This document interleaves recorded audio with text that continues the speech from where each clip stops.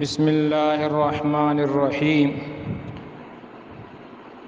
ابو ہریرہ رضی اللہ عنہ روایت فرماتے ہیں، نبی اکرم صلی اللہ علیہ وسلم نے ارشاد فرمایا، افضل الصیام بعد رمضان شہر اللہ المحرم۔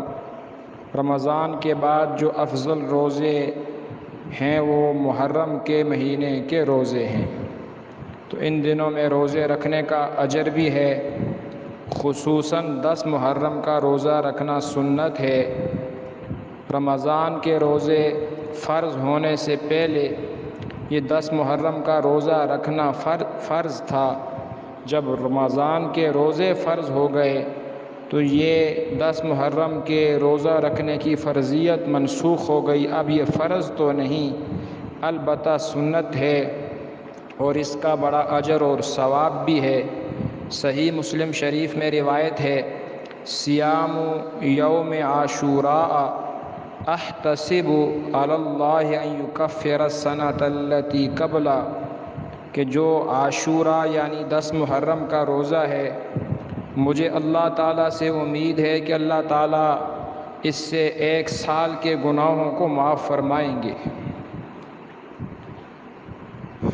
اور اس میں 10 محرم میں روزہ رکھنے کی وجہ یہ ہے کہ جب نبی اکرم صلی اللہ علیہ وسلم مدینہ طیبہ تشریف لے آئے تو صحابہ نے کہا، یا رسول اللہ، یہاں پر اہل کتاب روزہ رکھتے ہیں 10 محرم کو، تو کیا ہم بھی روزہ رکھیں؟ اور اہل کتاب کیوں روزہ رکھتے تھے؟ تو روایت میں آتا ہے، یوم عظیم انجی اللہ فیہ موسیٰ وقومہ۔ یہ 10 محرم کا دن بڑی عظمت والا دن ہے کہ اللہ تعالیٰ نے اس میں حضرت موسیٰ علیہ السلام اور ان کی قوم بنی اسرائیل کو نجات عطا فرمائی۔ وغرق فرعون وقومہ، اور فرعون اور اس کی قوم کو پانی میں غرق کیا۔ فصامہ موسیٰ شکرا فنحن نصومہ، تو موسیٰ علیہ السلام اس شکر میں کہ اللہ نے ایک ظالم سے نجات دی روزہ رکھتے تھے، اس لیے ہم بھی روزہ رکھتے ہیں۔ تو اس وجہ سے اس دن کا روزہ رکھنا سنت ہے۔